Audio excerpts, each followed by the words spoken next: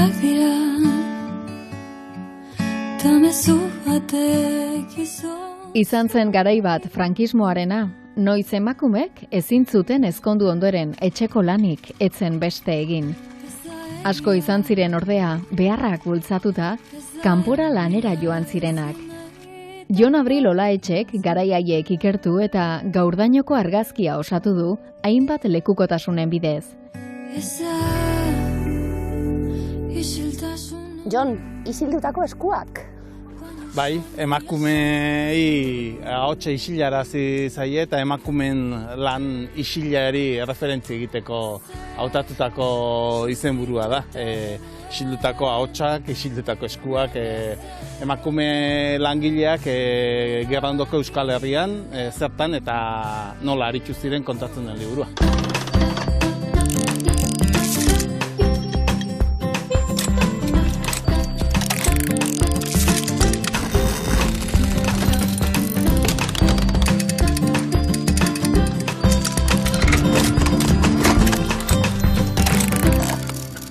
Jon, kazetaria, bertsolaria, dokumentalgilea, denetarik eginda. Zertan, idazle, azken sasoi honetan bebai, zertan, zauz, eroso, zeu?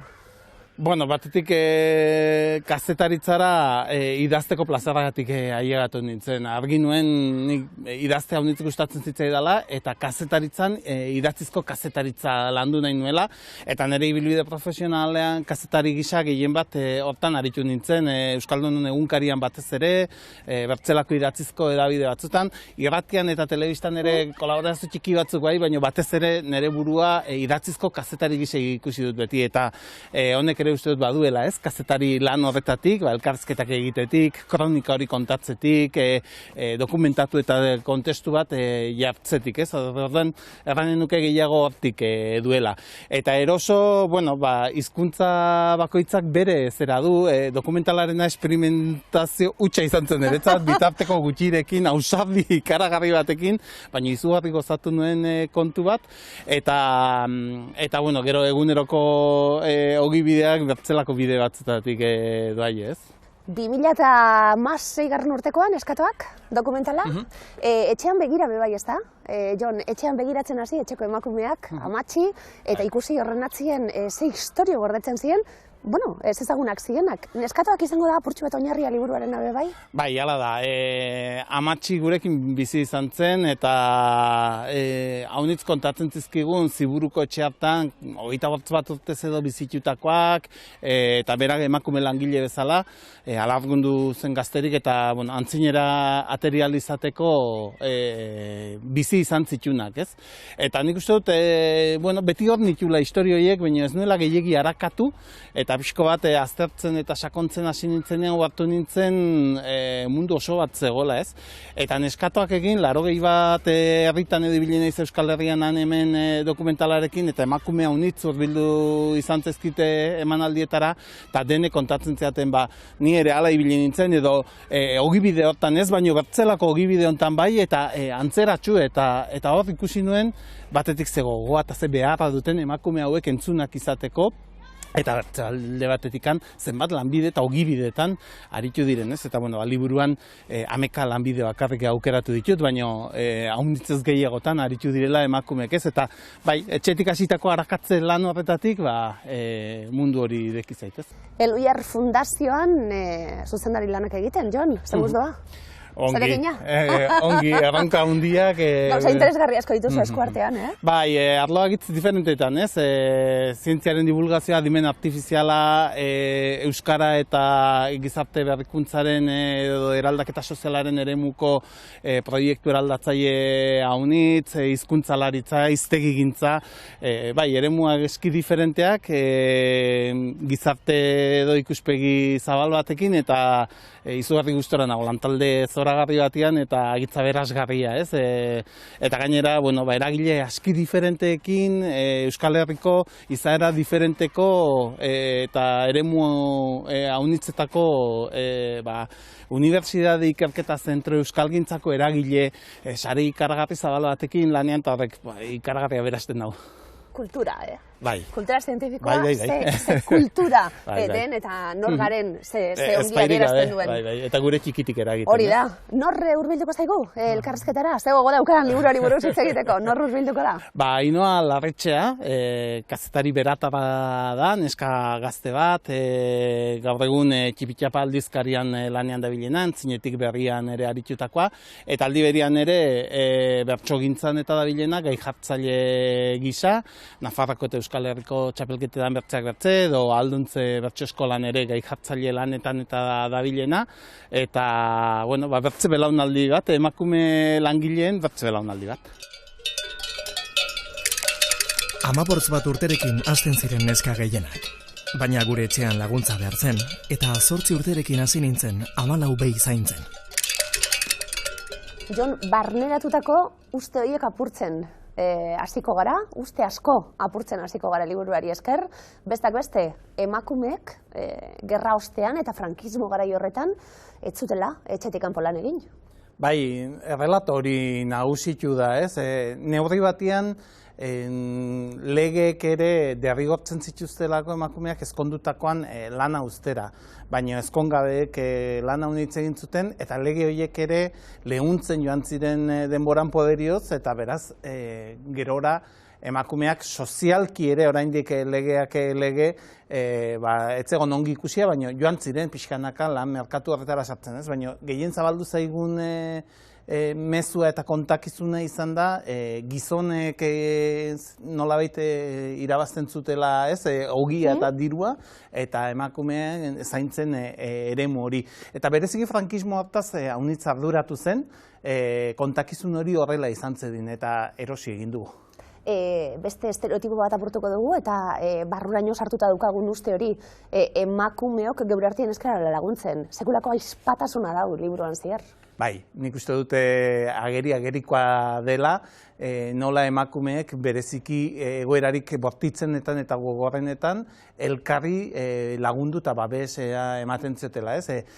Haunitzetan gainera neska gazteak ziren eta lantokian zeuden gainerako gizonak zaharragoak izaten ziren, arduradun guziak gizonak, eta haien antzinean emakumeek bat egiten zuten, elkarri lagunduz, elkarri erakutsiz, elkar babestuz, eta uste dut liburuko 11 ataletan nahiko argi ikusten dela hori, ez? Eta hor ere bertze kontakizun bat, nolabait adierazten zaiguna da, ez, emakumeak elkarri mokoka ibiltzen zarete, ez? Eta ez, liburuak erakusten du, beharrik handienean elkartzen denak azkenean baduela aizpatasun hori eta laguntzeko nahi eta behar hori, ez? Eta kasu askotan bizirauteko ezinbesteko izan dena sare hori emakumeek eurek josi dutena alkar laguntzeko. Izango dute komunean 11 atal esan didazu, 14 protagonista izango dira, oso leku ezberdinetakoak Euskal Herrian zehar, bakoitzako ogibide ezberdina, lekuak, geografiak, sasoi horretan zenbat baldintzatzen zuen, ezta? Bakoitzaren biografia hori. Bai, eta horren bila joan nintzen ere, ez? Egitasmoa Tene Mujikara aurkeztu nuenean ere ideia hori nuen burutan, ez? Geografiak ze ondorio izan dituen, ez? Ez da gauza bera Otsagabian jaiotzea, Bizkaiko mehatzaldean jaiotzea, Gasteiz bezalako hiri batean, edo itsasoari begira jaiotzea, ez? Pasaian edo Ondarroan agertzen diren kontakizunak bezala, ez? Azkenean, lekuaren arabera lan batzuk eta bereziki emakumeen kasuan gehiago garatu dira, bertze batzuk ez dire garatu, industrializazioan leku batzutan berantiarragoa izan da, nekazaritzak iraundu luzaroan, eta horrek denak markatu du, ez? Eta emakumeen lanerako sarbidea ere alde horretatik errazagoa izan da horietako toki batzutan, eta unitzez ere gogorragoa eta krudelagoa bertze batzuetan, ez? 21. mendeko, 20. hamarkada ja pasatuta daukagunien, kristalesko zapaia, soldata arrakala, horren beste hauan darabilgun zenbat kontzeptu liburuen bebai, emakume hauen guztien lana, ikusezin bihurtzeraino, sozialki ez talako kontuan hartuko, gutxiago balioko duelako, soldata aldetik bebai, historia guztiek badut hori komunean, ezta? Gero oso ezberdinak diren neuren artean. Bai, eta garaiak ere, ez dire guziak garai berekoak, hau da nik nolabait frankismoaren garai guzia hartu dutez, Espainiako gerra bukatu, bigarren mundu gerra ere iparraldean izan zuen eragina, eta horren ondotik hasi, beraz, 40. hamarkadan, eta bueno, protagonistetako batiak gerra garaian lanian hasitakoa, eta transizio garai arte, 1980 urtera arte edo, beraz, 40 urteko aldi horretan joan ziren lan merkatura sartzen emakume hauek. Eta lan hain diferenteak, leku hain diferenteetan, baina badaude lotura izugarri batzuk ez. Guzietan, emakumea beti da, aspiratua, zapaldua, haunitzez ere baldintza okerragotan, lan bera egiteagatik soldata gutxi gora bera erena eta erdia tartean irabazten zuten gizonen onduan, eskubiden aldetik haunitzez ere gutxiago, baina ikusten da denek nola hori aldatzeko egin zuten lan, bakoitzak bere modura, bakoitzak bere erara, batzuk antolatuagoak, batzuk bakarkago ere aritu zirelako, eta gian langile kontzientzia hori berantago hartu zuten, bino ikusten da ez, guziek badutela egoera aldatzeko, hobetzeko behar bat, nahi bat, gogo bat, eta hortarako nola joaten diren ere elkarren onduan bide hori egiten, ez? Eta eurek erraten dute, ez? Bereziki goritzen izatarrabiko emakumetako batek, guk ez genekin zertzen soldata arrakala edo kristalezko sabai hori, baina ederki ezagutu genituen, eta horien kontra borrokatu ginen, ez? Izenik ez genioen jartzen, baina pairatu genituen.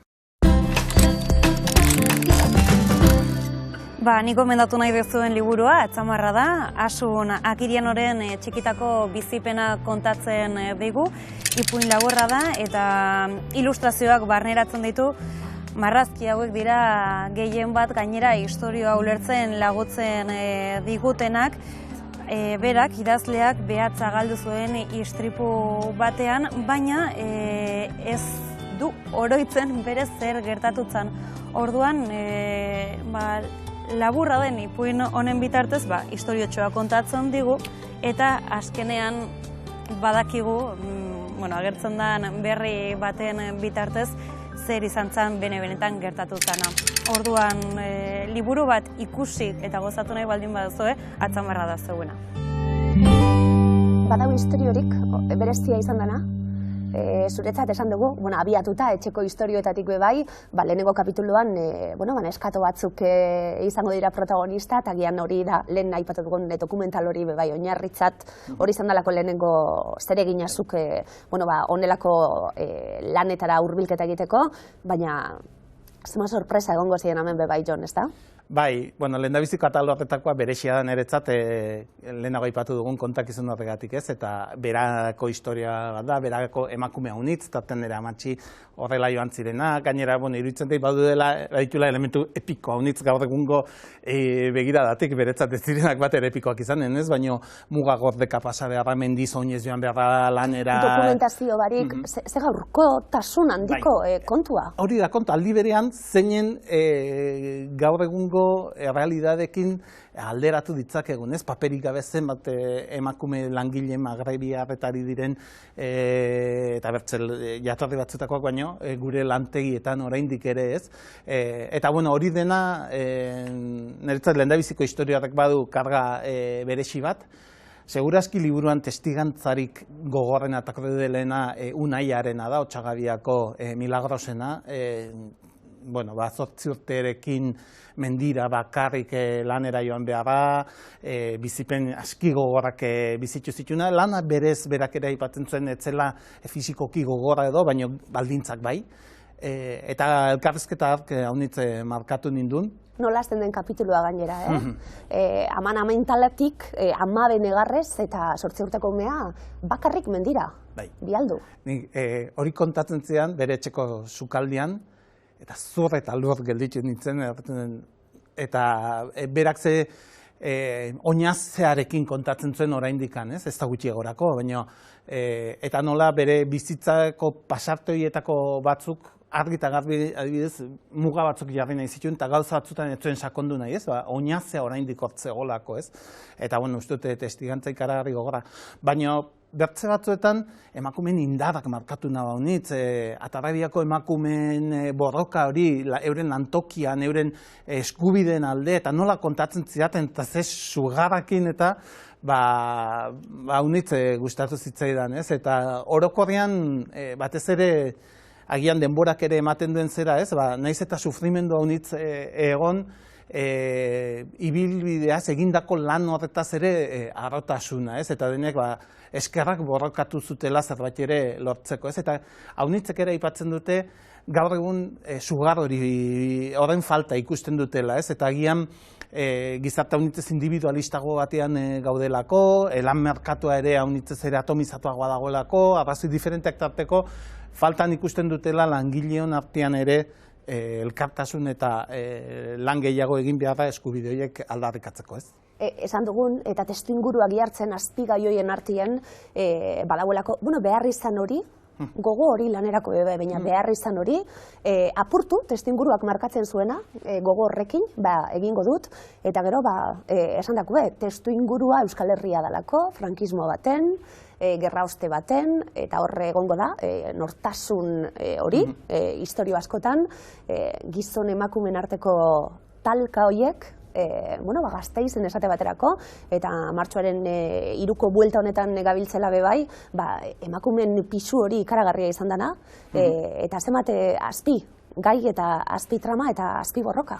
Bai, botere harremanak, ez, agerian gelditzen dire, eta jerarkiak eta beti gizona gainean eta emakume azpian hori agitzagerikoa da, baina martxoaren 3 aipatu duzula, niretzat agitzargigarria izan zen eta sorpresa izugarria, ez? Eta iruditeri hori ere nola eraiki den. Bai egin diren filme, dokumental, argazkitan, nik gizonak bakarrik ikusi ditut, eta ez pasara pentsatzen paratzen edo aztertzen paratzen, pentsatzen zuen emakumeek ez zutela bat ere aktiboki parte hartu martxoaren 3ko greba haietan, ez? Mugarri izan ziren greba haiek Gasteizko langileen historian, eta posible izan zen horrelako mugimendu masibo bat, milaka langile aterazalako minio, langile horien gibelean emakume eta gizonak, eta baita gizon horien emazteek ere egin zuten lana, ez? Eta hori, ez zaigu kontatu. Interesatuki, edo ez interesatuki, baina ez zaigu kontatu, ez? Eta gauza horiek ikustarazteko ere, ze importantea den emakume hauei ere aditzea. Emakumeak ez zeuden tartean etxean bazkaria prestatzen, ez ibili ziren, erresistentzi kutsak sortzen, graibarazi joazen langile behartsuenek zerbait irabazial izateko aritu ziren, euren lantegietan emakumeak mobilizatzen gizon haunitz lantegi barrenean gelditu ziren bitartean. Ibili ziren, konbentzitzen gizon horiek ere kalera ateratzeko nahiz eta euren privilegioak eduki, denoi zegokien aldarrikapenak. Ez, tamalez, bort zeriotzekin bukatu zuen mobilizazio erraldoiarek, bino Gasteiz momentu hartan, eta bereziki emakume langileen aldetik, aintzindaria izan zen, eta ez dugu irudi hori Gasteiz seguraski Euskal Herritar gehienok, ez? Eta antzinetik ere, Areitio lantegia gertzen da hemen, eta 1951an, estatuan ezagutzen den emakumeen lehendabiziko greba Gasteizko Areitio lantegian egin zen, eta gizonek lan egin zuten eta emakumeak atera ziren euren aldarrikapenak egitera, eta gizonei artoa botatzen zieten, artoaleak olioak zirelako, ez zirelako ausartzen eskubideak aldarrikatzen, eta emakumeak izan ziren aintzindariak, ez? Sexologiara hurbiltzeko liburu pile bat badaude, baina bat orai hautatzeko Memorias de una joven formal, Simone Beauvoirena. Da liburu autobiografiko bat, eta uste dut biografiek haunitz laguntzen dutela izaki sexuatu baten prozesua ulertzen, ez? Eta berak nola bere pentsamenduak hainbertze partekatzen dituen, eta zer den bertze batekiko erakartzen diona, edo zer ez. Hortaz, aparte ere, aipo haunitz iten ditu ikusteko atrakzioa nola dago norberan begietan, ez? Ez bertze batengan. Bai, kriston liburua iruditu zaitu hurbiltzen hasteko. Mujercitas, erderaz irakurri nuen, Luis Maria Alkotena. Horra saltzen dalako eskuragarri iruditu zitzaidan neska bat idazlea izatea. Hor ezautu nolako hori. Bai, arratz beran Lauazetarena, Esteban Urkiagarena. Bueno, Esteban Urkiaga herriko poeta da. Beragaz batera sartu nintzen pizkat literaturaren munduan, eta gainera liburu hau lehen edizio bat da. 80. hamarkadaren hasieran aurkitu ziren Bilboko biltegi batetan, lehen edizioko ale batzuk, eta lagun batek erakutsi ustan, eta erosi eta oparitu ustan. Orduan horrekin batera sartu nintzen, eta sarritan eroan dut ikastetxera, eta erakutsi deutziet nire ikaslei ikusteko zelakoak diren liburu zarrak. Ere, bueno, hau da, etxetik inori itxiko ez nioken liburu bat, ez dudalako inoiz galdu nahi. Hor dator Matxasuna, egadun Lilia. Harin dabiltz liparrak, gordez dua zixarrak. Memoria hori bildu, memoria historikoa deituko diogu, ekarpen sozial eta historiko hori egiteko. Zango zainoa? Ongi, tazak. Oso ondo, esaten gabiltz, transmisio lan hori, kontserba gile herri batetik natorni, umetan ikusi dugu, gure etxien lan egin dute bertan, desagertu dira, eta ja ez dakigu ezer, horri buruz. Bakotxak aurkituko du horrelako zeo zer bebai liburuan. Irakurrita zer jaso duzu, zeure gaztetasun horretatik? Ba, justo ez, ona bidean ari nintzen pentsatzen, ze transmisio gutxi jaso dudan adibidez. Nera matxio, nera maman partetik ez, nola nera mama grabatu genuen, zorionez. Baina gero ez pentsatzen, jo, ez daigu kontatu, eta nik irakurtzen nuen, eta kapitulo bakoitza zen sorpresa bat. Neskatok bai ezagutzen nuen, ba, bueno, justu dokumentala ikusia nolako, nire familiko bat ere neskatu izan zelako, eta berak kontatu izan digulako, baina adibidez Unaiarena, bai egia hotxagabia ez dagoela bera, baina erabat ez ezaguna. Eta bai, gustatu zait, jasotzea hori ez, eta justu elkarrizketa batean aipatzen zuen, gure memoriaren zati bat galtzen ari gara, eta halaxe da bai. Eta borroka horiek, berdintasuna eta eskubide berdintasun eskatzen gabiltzerako emakumeok, zeuek be, lanien eta bakoitza bere esparrutik hori aldarrikatzen, nondik datorren kontu hau, ezta? Betidanik datorren kontu bat. Bai, eta ematen du dena asmatu dugu laguk eta ez. Ikustea zen bateko borroka egin zuten jakin gabe borroka horrek, igual borroka hitza ezagutu gabe ere ez. Ez eta Rabiako langilek edo Gasteizkoek. Eta jakin gabe zer ari ziren egiten ikustea 50 urte beranduago gauzak berdinez, hobekio daudela, baino borroka berdina direla. Eta azuk aipatu zen bezala igual ezpatasuna galdu dugula bidean. Eta honitzetan ere gainak kasik barkamena eskatzen dute, arren ez, hanka sartu izanen genuen, eta kontxoa hanka sartzeko eskubide ere bazen dutela, ez? Baina, bai, elkarrizketetan honitzetan hori errandiate ez, eta gaur egungo begiradatik gauza batzuk ez tiru lehartuko ez, baina kontestuan jarri behar da, eta hango hartatik ez, baina bai, ekarpen hori ere, segurazki aitortza gutxi egin diogulako, ez? Eta zer erranik ez, ja, gizonen begiradatik.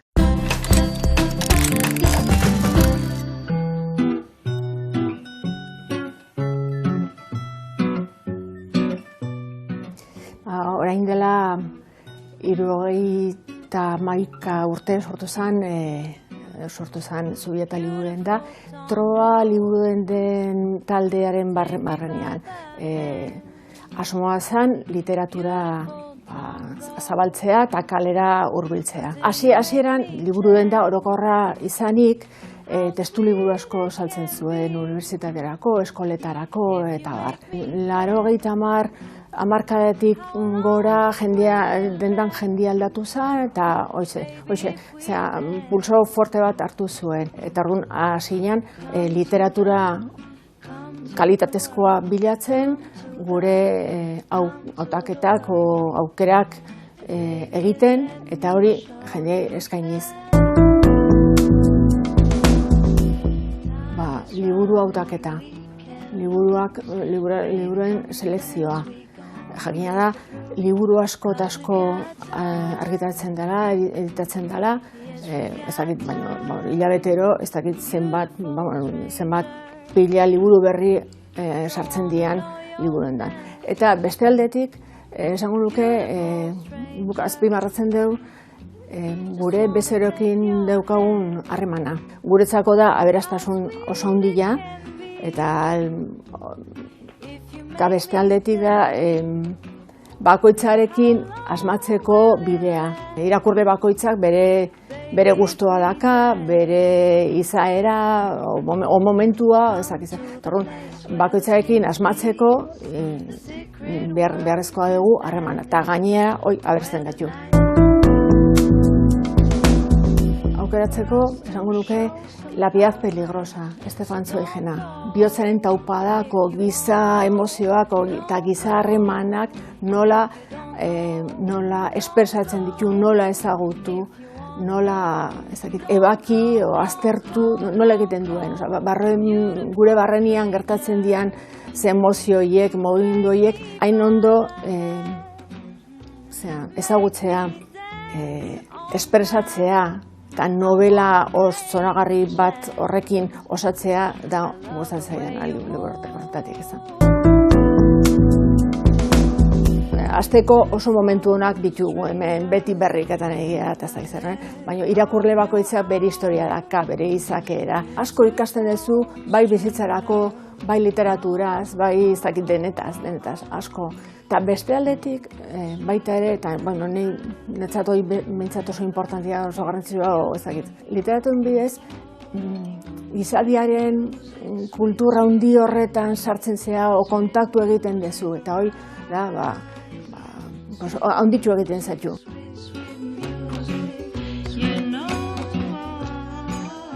Bueno, kazetari biok, baina bertsolaritzan ondo sartuta, bai bat eta bai bestie, bada esparru bat hasi dana zaintzen hori oso ondo, ezta? Begiradoie guztiak bildu, begiradoie guztiak barneratu, eta bestelako kontakizun bat osatuagoa eta justuagoa izango dana, segurazki.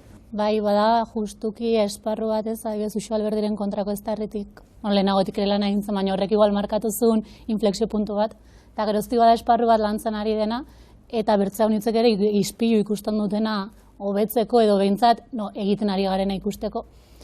Baina, oraindik nik uste dut badagoela zer eginez, ikusi da kristalezko sagai ditxosozko hori, lehen urteko finalean, puskatu edo tok-tok bat egin genula, baina, plazan oraindik errealitatea ez da txapelketan islatu dena, eta badago zer egina oraindik ere, eta egonen da hurrengo urteetan ere, bai, pentsatzen dut. Bai, uste dut, bertsolaritzan eta kulturako gainerako adierazpideetan, gizartearen isla delako. Elluierren bertan, ze foku jartzen dan. Jon, lehen berbetan egon gara, kultura zientifikoa, baina emakumeen lanari ze foku jartzen zaion, eta baina baita ere, adibidez, adimen artifizialan buru belarri gabiltzat, hizkuntza teknologiaetan, eta hor alborapenak ere egiten dire, eta ikasitako ereduetatik dator, beraz, berriz ere, bazterrean emakumeak, bertzelako, begirada bat dutenak, migranteak, homosexualak, zera, usteko arriskoa dago, eta alborapen horiek, derrigorrez zuzentzen saiatu beharra dugu, eta gutienez jabetu arrisko horiek badaudela, eta gizarte bezala eta kultura eragile bezala ere uste dut badagokigula, eta bereziki nik gizonek egin behar dugun bide bat ere badela. Badirudi hau bakarrik emakumeen egitekoa dela, ez? Eta nik hitzaldietan normalen hartzen dut, bai, historia gizonek kontatua da, gizonen begiradatik eta gizonak protagonista bakarrik izan direla. Eta liburu hau gizon batek idatzi du, bai, baina uste dut ekarpena hortik ere egin nahi izan dut emakumei protagonismo osua emanez, ez? Eta hori ere egin behar dugula, da, ez da gizonek ez dugula idatzi behar, baina zeri begira jartzen garen, zer kontatu nahi dugun. Eta nik kontatu nahi dut bazterrean dagoena. Nik bizitzako esparru nintzetan bazter batean bizi naiz, eta ezin dut onartu bertze batzuk, emakume izate hutxagatik baztertuak izateaz, eta uste dut hori ere aldarrikatzea badago kigula kultur gintzatik. Enfoke kontu bat, da, ahotsa non jarri eta ikusgarri zer egin, segurazki. Ainhoa, ikusgarritasun honetan zertan zabiltzate lanien, esan duguna, kazetari. Kazetari lana, zein ditzazu, zuk? Nik denetik. Denetak. Erreportajak idatzi, elkarrizketak joan adibidez, elkarrizketatu nun liburuaren arira, eta gero webgunea lekatu denetik tokatzen da, orduan, egunean eguneko bat, eta egunera abentura diferente bat. Suposatzen dut gainera, gaiak eta bilatzerakoen foku jarrita esaten gabiltzan guzti honetan, bertako edabide baten zabiltzelako, eta bertsolaritzari dagokionez be, zabiltzate lehena aipatu dugu apurtxu bet, baina zer egiten zehazki? Duela urte batzu ja sortu zen emakumeentzako alduntze bertso eskola, eta hor segitzen dugu, haindik ere alduntzeko beharra badagoelako, hilabetean baina elkartzen gara, eta nik uste dut badela espazio bat experimentatzeko, eta batez ere konfiantzan egoteko, ze honitzetan pasatzen zaigu bai bertsolari bai niri gai hartzaile bezala joaten naizena leku batera, emakume izateagatik bertze begirada batekin begiratzen gaituztela. Eta nik uste dut espazio hori badela ahizpatasuna lantzeko espazio bat, epairik ez egiteko espazio bat, hori da justuki metodologia ibiltzen duguna. Eta nik sentitzen dut harremanak sortzeko espazioa gitzen interesgarri bat izan dela, eta hori plazara pixkanaka islatzen ari dela, ez? Gero saio batera joaten zarenan ezagutzen duzulako alduntze bertso eskolatik, badakizulako niri hau gustatzen zait, bertsolari hau ez zaigu gustatzen, orduan, gai hartzaile bezala bada espazio bat ikasterako eta experimentatzeko, eta liburua galdetu nahi dizut, Jon, esan dugulako neskatoei buruzko dokumentala egin, herriz herri ibili, 80 herritan ibili, eta zenbat emakume hurbildu ziren, karo, horren artin bautaketa egin behar da, 11 historio kontatu dira, baina zenbat geratuko ziren kanpuen, zenbat libururako emango zuen honek guztiak, eta suposatzen dut orain bai hau erakusten zabiltzela, sortuko direla gehiago. Zenbat poz eman dizu honek danak? Honitz. Azkenean bada asteko Euskal Herriko leku desberdinetan aritzeko eta plaza edukitzeko aitzakia bat, emakume aski diferenteak ezagutzeko, euren bizipenak, euren frustrazioak, euren penak, euren pozak konpartitzeko, eta hitzaldietara joan eta eurek ere batzutan egon dire, eta eurei ere ahots hori eman alizatea eta eurek kontatu alizatea nik hitzen bidez jarri dudana. Edo, ikustea zera, ez? Bertze emakume batzuk erratia, niri ere etxean hau ez didate kontatu, eta behar bada batzuk ohartzen dire momentu horretan, ez? Liburuaren berri dutenean, orduan ikasten dute, eurek ere badutela zerbait ikasteko eta egiteko, ez? Eta horrek ere poza ematen du. Menezitako aitortza hori ez da, Jon? Bai, nik uste dut emakume hauentzat behintzat badela, eta hala aitortu didatela, eta anekdota ikaragarri polita dut, ataletako bateetako protagonistak telefonoz deitu zidan, erranez liburua erosi zuela eta irakurri egin zuela atala, eta negar batian hasi zela, nik kontatu baino hobekiko adierazi duzuzuk ze sufrimendu izan nuen eta ze bizitza izan nuen, ez?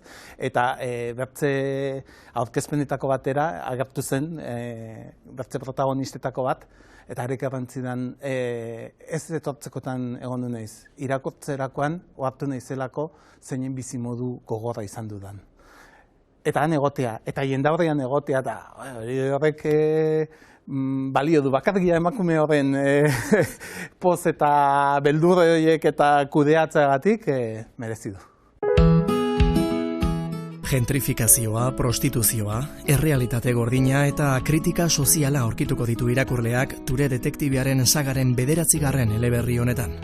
Gauzak ez dira diruditena izenburutik hasita, edo akaso bai? 14 silabako 14 lerroko sonetotan dakartza egileak oraingoan irakurleari kontatu nahi dizkion istorioak. Izan dadila poza zure baratzerako fruitu. Bizitza zaratatsua, estresagarria, jendez betea. Beti korrika gabiltzanean ezinbestekoak dira atsedenak. Eta orduan, ardatz egokira itzultzeko egin klak.